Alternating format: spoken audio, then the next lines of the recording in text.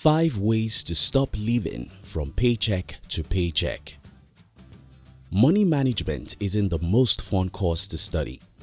Unfortunately, many of us are at the mercy of monthly paychecks from our employers, and it is quite frustrating to not be able to make ends meet from the sometimes paltry sum called salary. Now, we are forced to seek out solutions from old textbooks on ways to manage money and cut down on expenses with the hope that there will be no emergency that could selfishly demand for huge lumps of money. Indeed, the more effort to keep some money as leftovers, the more frustrating it becomes. You stumble upon this video and you want to rise up to move on, but you remember that it is almost the end of the month. You intend breaking the chain of poverty while living in plenty. In this video, we'll be sharing with you how to stop living from paycheck to paycheck. If you're new here, consider subscribing so you won't miss other interesting videos like this. 1. Draw a budget for your expenses. Buying and spending make up the list of expenses, situations that cannot be avoided, no matter how hard one tries. In the midst of the demands to live as a normal human being who has needs and wants, don't forget that the money to satisfy those is scarce, including your paycheck. Carelessly making expenses without keeping track of what should be bought and the amount of money expected to remain can actually keep one trapped in the mess of trying to scrap off money to barely survive on. For a budget to work, all your monthly expenses, the insignificant inclusive, must be reflected in the plan.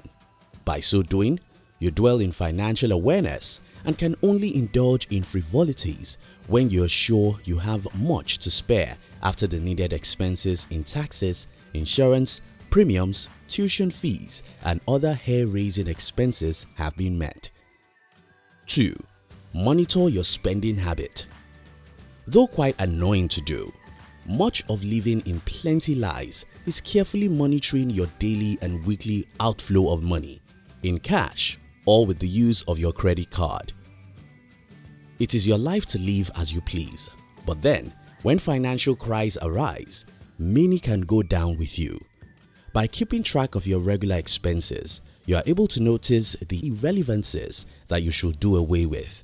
You can mark out a particular amount to spend on food items for a given week, and rather than deleting many needed expenses at a go, you could try cutting back by a little amount of money. It is a challenge to decide to spend lesser than your usual weekly budget.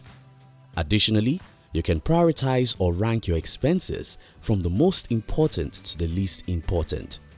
In economics, it is termed the scale of preference. You will be able to determine what is very necessary to spend your money on and what can be adjusted without affecting your life drastically. Before you know it, you will be left with some money that can be saved as an emergency fund. 3. Automate your savings. You have a budget and track your expenses. Another conscious action to take in being free from financial struggles while earning is to save properly. That is not limited to the leftovers from your spending, but savings for the future. The future for you may be for a house building project, business, tuition, or for your retirement. You can open an interest yielding account different from your salary account in a different bank to transfer a particular percentage of money automatically into it once you get paid every month. Having a pension account with any reputable pension administrator can help you save up for your retirement. To grow your emergency fund, you can pledge 10 or 20% of your monthly income.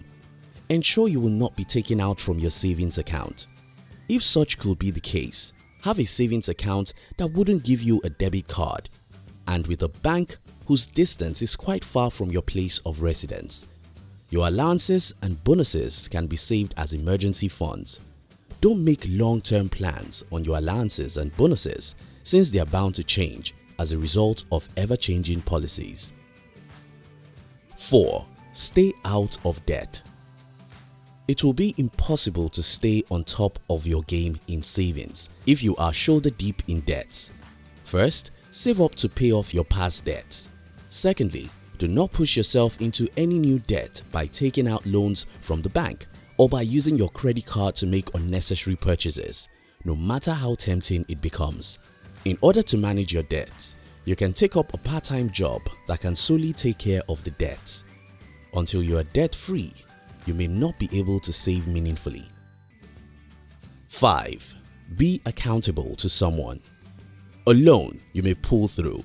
However, it is often advised that you get someone, possibly your significant other, a financial advisor, or a trusted friend who will hold you accountable if you ever derail in your money saving journey. It takes a lot of discipline and focus to achieve financial freedom.